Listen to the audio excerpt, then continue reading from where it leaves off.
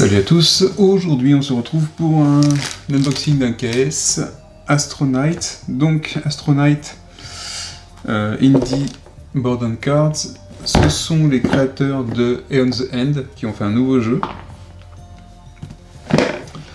Et donc on va voir tout de suite ce qu'il y a dans la boîte. Le KS vient d'arriver. Boîte plus petite que Eon the End, je sais pas si le KS a bien marché. En tout cas, le style graphique est plus sympa, je trouve, que les premiers Eon's End. Donc il y a un gain là-dessus, en tout cas. Peut-être qu'ils ont réussi à trouver des bons graphistes depuis. On va retrouver un peu, je pense, la patte graphique qu'on a dans Eon's End. On a la boîte de base. Alors la boîte de base, normalement, elle contient des extensions, parce que c'est un KS. Voilà. Même principe, deck building, donc on est comme dans Eon's End, où le deck n'est jamais mélangé. Ça c'est cool. Déjà ça évite de se liver pour rien. Et on doit éliminer des boss. Donc je pense qu'on est dans un combat de boss comme dans Eon's End, avec un thème, une thématique différente, et peut-être des petits trucs en plus. En tout cas on est sur un matos qui a l'air bien sympathique. Je m'inquiète pas trop sur les règles, je trouve qu'avec le temps, et puis même dès les premières règles dans Eon's End, c'était très bon. C'est coloré, le style graphique est vraiment très sympa. Au niveau de la doc, on le voit. On est sur quelque chose qui est beaucoup plus professionnel, je trouve, en termes de look. Et très agréable, très épuré et en même temps assez coloré. Ça a l'air bien sympathique.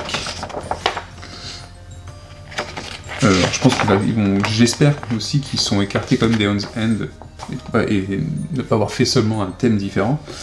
Donc ici, je mets que ce sont les boss. Fission Parasite, je sais pas, Furion. L'architecte. À chaque fois, il y a un scouting report, hein. Donc, ah oui, c'est vrai, c'est pour la partie setup. Donc il y a un petit lore à chaque fois qui accompagne les monstres. Et là, on peut dépuncher les parties, je crois. En tout cas, c'est sympa, hein.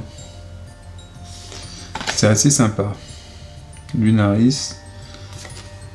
Normal difficulty.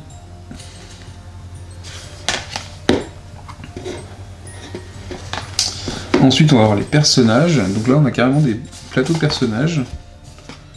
Donc on va pouvoir dépuncher d'ailleurs, je pense. Ils sont assez fins. C'est pas très épais. Donc je sais pas s'ils vont tenir dans le temps. Peut-être qu'il s'évitera qu'ils gondolent aussi.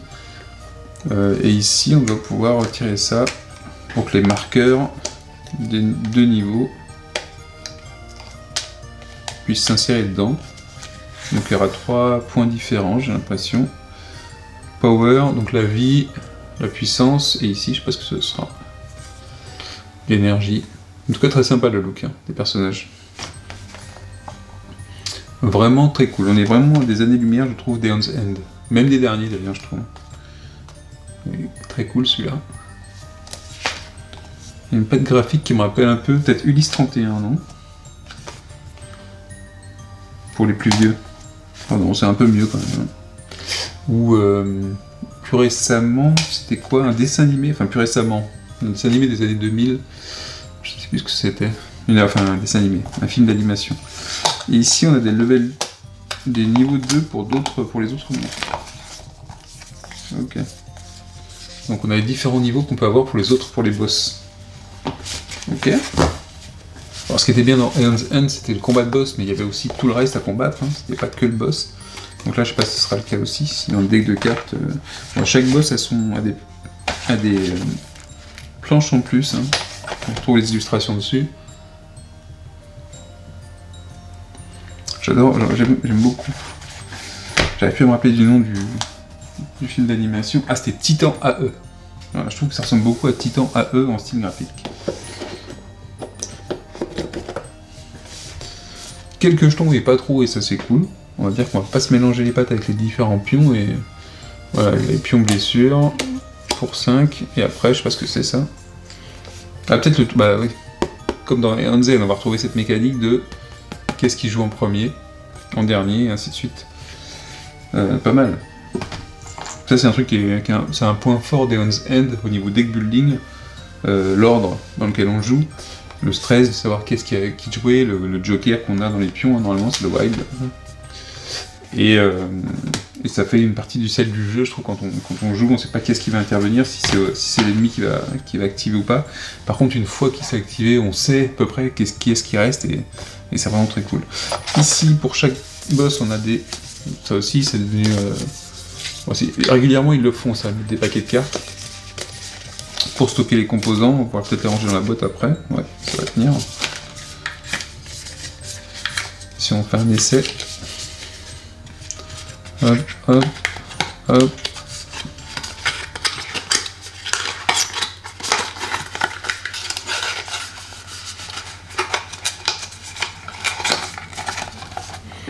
Ça rentrera, on pourra le mettre dedans. Très cool. Des compteurs, donc différenciés pour le boss. Ils sont déjà assemblés. Ils sont bien, ils sont pas trop gros. Et ça doit être pour nous. Je pense que c'est pour des boss différents. On va voir si c'est un boss différent celui-là. Non, ça va être pour nous, je pense. Alors, est-ce qu'on aura un bastion ou un vaisseau à protéger? Est-ce que ce sera le même principe? Je ne sais plus. Des séparateurs déjà. Et je crois que j'ai même l'accessory pack. Donc on aura des... Alors ça, souvent, ça sert pour avoir les decks de tous les joueurs directement. Avoir assez de cartes pour tous les joueurs, des séparateurs pour tous les joueurs. Voilà. Pour avoir des decks séparés pour chaque joueur directement prêt à l'emploi. Ici on a les séparateurs, il y en a beaucoup. Et du coup, oui, dedans il y a 2 extensions normalement. Ça, il va y avoir des bonus, voilà, KS Promo Card. Là aussi, donc il y a des lieux aussi. Donc cette fois-ci il y aura des lieux. On va regarder un peu les illustrations des lieux.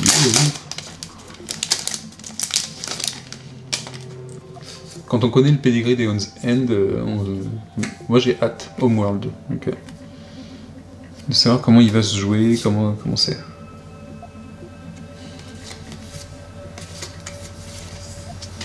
Player turn, ok, ça c'est tout dead. Il n'y a pas tellement de lieux en fait, j'ai l'impression. On a un lieu bonus, ok. Du coup j'ai l'impression qu'il y a quand même moins... Alors il y a 2 extensions dedans, mais j'ai l'impression qu'il y a quand même moins de jeux que le premier Home's End. Alors c'est pas plus mal d'avoir une boîte plus petite, parce que souvent c'est plus quoi faire avec Home's End, surtout avec tout ce qui est sorti après. Alors on va regarder un peu les illustrations dessus. Donc là il y a deck pour un des boss. Et je terminerai par le tapis de jeu. Puis on va regarder la phase de jeu aussi. Donc on aura sûrement un deck. Je sais pas s'il y aura un marché, hein. C'est très très cool. Hein. Ça fait plus propre qu'à Home's End. Hein. Franchement.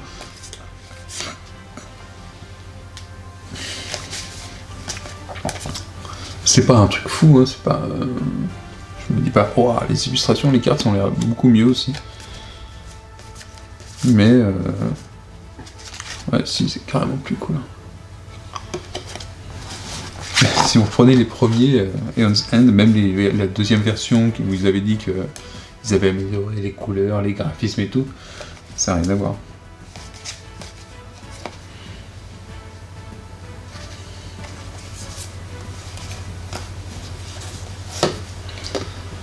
Donc voilà le style graphique de Astro Knights.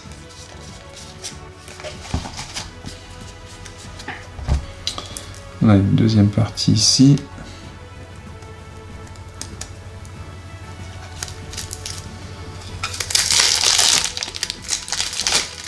Hop. Si on regarde le dos, je pense que ouais, c'est par boss, c'est les cartes de boss, comme on avait un petit peu. Le turn order, qui correspond au boss d'ailleurs. C'est aussi un peu jeu vidéo, ou vraiment dessin animé, même Goldorak un petit peu. Hein. C'est assez rigolo. Non, elles ont de la gueule les illustrations, je trouve pas dégueu.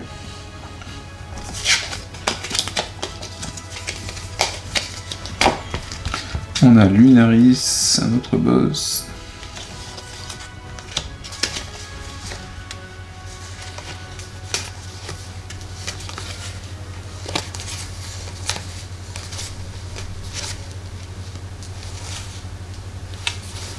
Donc là c'est les minions, ouais, donc on va aussi avoir des minions, c'est comme ça. Ouais. Il va forcément être comparé à Aeon's End.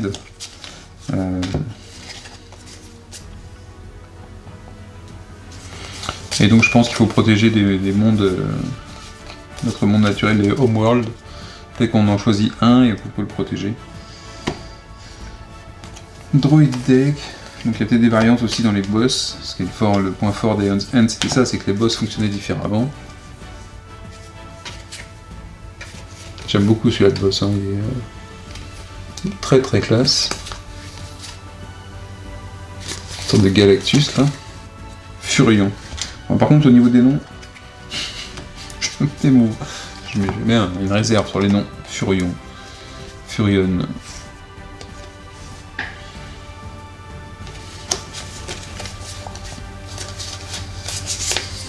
Belle explosion. Bon bah c'est cool tout ça. C'est cool. Astronite. Vous avez les cartes de base, j'imagine. L'attaque qui fait 1 dégât. Weapon.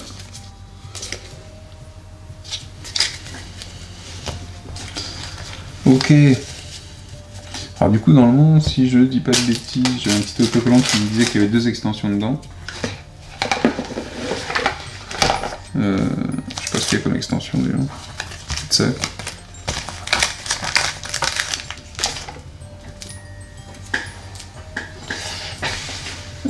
Qu'est-ce qui... À moins que les levels, ça fasse partie des extensions, je sais pas. Alors...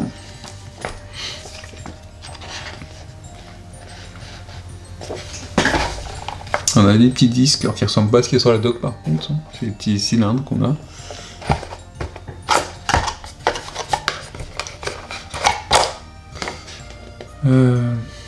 Il y a de l'énergie, il faut sûrement générer de l'énergie. Donc on va protéger un monde. Et on va contre le boss, évidemment. C'est un boss qui essaye d'envahir le monde qu'on protège. Donc on retrouve un peu les deux côtés qu'on avait dans Aeon's End. Je trouve ça sympa par contre, essayer de trouver, de faire une variante sur un système qui est plutôt rodé, ou une mécanique rodée, et puis de faire varier un peu le truc, de s'accrocher au thème aussi un petit peu j'espère. Turn order deck, boss setup. Ouais, ça va être chouette. Et puis très light en règle, hein, comme d'habitude. C'est-à-dire que c'est assez complet et très light en règle. Ok, alors le tapis. Bah, du coup, j'ai pas vu pour les extensions qu'il y avait dedans, c'était quoi? Bah, j'ai plus l'information. J'ai plus le dégâts. Ah si. Alors. Ah oui, en fait, c'est Includes Orion System Expansion. Bon, du coup, je sais pas si ça correspond à ça ou pas. Bon, peut-être ce paquet-là. Il ne précise pas, j'ai l'impression, je sais pas ce qu'il y a dessus.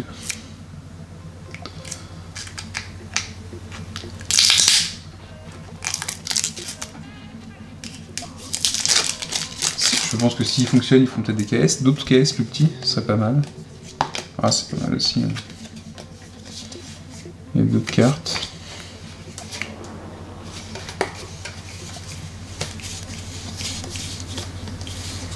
Ouais, j'aime beaucoup le style. Hein. Il donne envie de jouer avec, en tout cas. Astral Infection.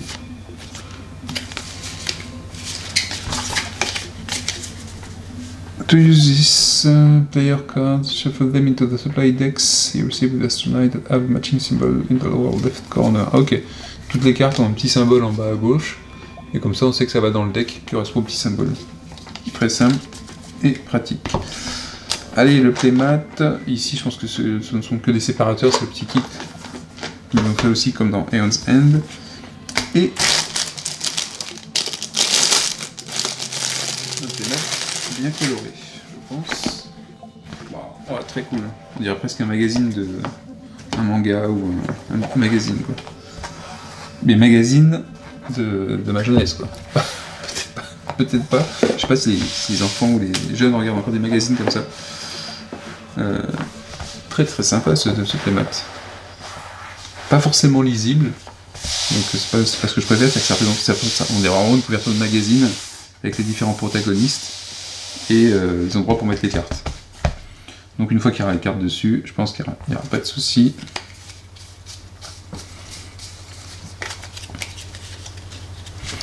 Boss deck, voilà, on pourra très bien le dire, il n'y a pas de souci. Et ben voilà, c'était... Ah oui, si, je vais regarder le tour de jeu d'Astronite, c'est quoi? Alors, boss turn, donc on alterne entre le joueur et le boss. Mais c'est normal parce qu'on tire l'ordre du tour en fait comme dans Aeon's End. On fait la phase d'attaque, la phase principale, on peut jouer de l'énergie, du fuel, équiper une arme, acheter une arme, j'imagine. On peut gagner des slots aussi, donc ça j'imagine que c'est ce qu'on va avoir sur les... C'est ce qui va remplacer peut-être les... Oui, la particularité de Aeon's End, c'était que c'était des mages, et qu'on ouvrait des slots pour mettre les sorts. Donc là, ça va forcément, il va y avoir quelque chose de différent ou de similaire, mais avec une autre technique. On peut activer une action si on est en pleine charge. Voilà, c'est à ça que ça va servir. Et c'est pareil, le monde natal, on a une capacité dessus qu'on peut activer si on est à pleine puissance. On défausse ça, on vide toute sa main. On peut garder celle qu'on a en main, évidemment. Et on pioche jusqu'à avoir 5 cartes en main. Ok. Pour le boss, on résout l'activation. Et on résout les activations de chaque minion. Donc là, on va être sur quelque chose de très similaire aussi. Avec un système de minions et de boss. Ok. Et ben, on fera une petite partie d'essai. Je vous ferai mon retour dessus, évidemment. Peut-être une partie aussi, comme j'avais fait pour Aeon's End il y a très très longtemps. Alors, Astronite après le rangement et le punch complet. Donc tout tient dans la boîte, c'est déjà pas mal. Par contre, donc on a bien la dock au-dessus, pas de souci, ça tient, c'est léger. Donc vu étant donné que tous ces composants-là ont des formes différentes, c'est plutôt ça tient, faut le mettre dessus, quoi. Donc on va forcément toucher un peu selon la hauteur, selon si on est debout, un petit peu allongé, les intercalaires. On n'utilise pas tous les intercalaires qui sont dans le jeu, donc ça c'est un choix. On vous laisse le choix entre mettre, alors j'imagine que c'est pour le KS, soit dans les boîtes pour les différents boss, soit il y a des intercalaires pour les mettre, donc je sais pas comment ça se passera au niveau version retail. Ici j'ai tous les boss, tous les personnages. Dans le pack d'éléments supplémentaires, il y avait des dés aussi, alors peut-être pour suivre les points de vie des boss, c'est plus simple, ou pour noter des choses sur les minions, là, les petits trucs qui viennent en plus. Alors les minions ici, ce sera pas tout le temps des minions, ce sera selon le boss, en fait, il y aura différents decks. Je pense que chaque boss se joue vraiment différemment, a des façons de s'activer différentes et a des composantes différentes. Donc chaque boss aura ses propres règles, donc ça c'est assez cool. Dans chacune des boîtes ici, en fait, on met les cartes des boss et toutes les tuiles qui correspondent à des niveaux de difficulté. Il y a pas mal de niveaux de difficulté ici sur les boss, et ça dépend des boss aussi. Sur les boss, par exemple, vous avez un niveau 1 ici, et le normal difficulty, et en fait vous avez des tuiles qui permettent de changer le niveau et de changer la difficulté. Donc on peut être en expert, en expert et en nightmare, donc en cauchemar aussi. Donc ça veut dire qu'il y aura peut-être du challenge dans le jeu. Et donc on a chaque boîte pour chaque boss. Ici j'ai tous les decks grâce au pack d'accessoires, parce que ça complète en fait les cartes de base, ce qui permet de préparer tous les personnages avec les cartes de départ et la main de départ. Comme dans Aeon's End, on se retrouve avec un deck de départ trié, une main de départ, donc pas trié forcément parce qu'on l'a en main, et on sait très bien que les 5 prochaines cartes, on sait ce qu'il va y avoir derrière. Et dans ce deck building, quand on gagne une carte, on la met sur le dessus du deck et on ne mélange pas son... Oui, c'est sur le dessus du deck, enfin, pas se retourner. Et quand on doit mélanger, enfin, quand on doit reprendre son deck parce qu'on a vidé... quand on doit reprendre sa défausse parce qu'on a vidé son deck, on retourne seulement le paquet et on prend les cartes du dessus. Donc on peut trier un petit peu les cartes que l'on gagne ou que l'on récupère. Qu'est-ce que j'ai vu d'autre? Donc les petits marqueurs qu'on a vus tout à l'heure en bois, ils sont ici. Le petit problème, c'est que les compteurs, en fait, ils se mettent ni là, ni là. Ils sont un peu trop épais pour se mettre sur le côté. La mousse, je l'ai rajoutée, il n'y en avait pas. Par contre, il y a de la place pour mettre des cartes slivées, pas de souci. Bon, ça tient à peu près. C'est pas top, mais ça tient à peu près. Et qu'est-ce que je voulais dire? Oui, au niveau du marché, il y a aussi le deck de marché ici. Alors le marché, c'est pas du tout comme dans Aeon's End. Le tour, par contre, on l'aura, hein. Chaque joueur aura un numéro, un ou plusieurs d'ailleurs. On aura des cartes pour tirer l'ordre du tour. Et en fait, vous avez un marché avec des symboles qu'on voit ici. Et du coup, ce ne sera pas un marché avec les mêmes cartes dedans. Ce sera des types de cartes, je pense, dans chaque cas. Et par contre, vous aurez un marché, on retournera à chaque fois la première carte du marché. Donc ce ne sera pas comme dans Aeon's End où on a un marché qu'on dispose, qu'on choisit au départ, et dans lequel le deck en fait contient toujours les mêmes cartes. Ici, ce sera des cartes différentes, typées dans chacun des decks. Donc il y a peut-être un petit peu moins de contrôle à ce niveau-là, à voir comment ça va se dérouler. Mais c'est peut-être un jeu un petit peu plus rapide et un petit peu plus action que stratégie, comme dans de tactique, comme dans Aeon's End. À voir en réalité comment ça se passe. Voilà, c'était tout. Donc tout tient dans la boîte. Pas facilement, mais ça tient. Enfin, pas facilement. Et les boss ils tiennent bien. Mais évidemment, quand on commence à mettre ces cartes-là, il faut pouvoir les placer. Quoi que je dis ça, mais si on les place bien, ça tient. Faut juste plaire. C'est parce que je les ai mis en bordel, moi, je pense. Ouais, si, ça tient très bien en fait. Ben voilà. Je raconte n'importe quoi. Ça tient très bien avec la doc par-dessus. C'est bien prévu. Et c'est une boîte pour le coup. En ce moment, on a beaucoup de grosses boîtes. Et ben, celle-là, elle est plutôt modeste en taille. Vraiment très sympa. Et un super playmat. Non obligatoire, mais qui est quand même très cool, qui en jette un petit peu sur la table. Allez, ciao, ciao.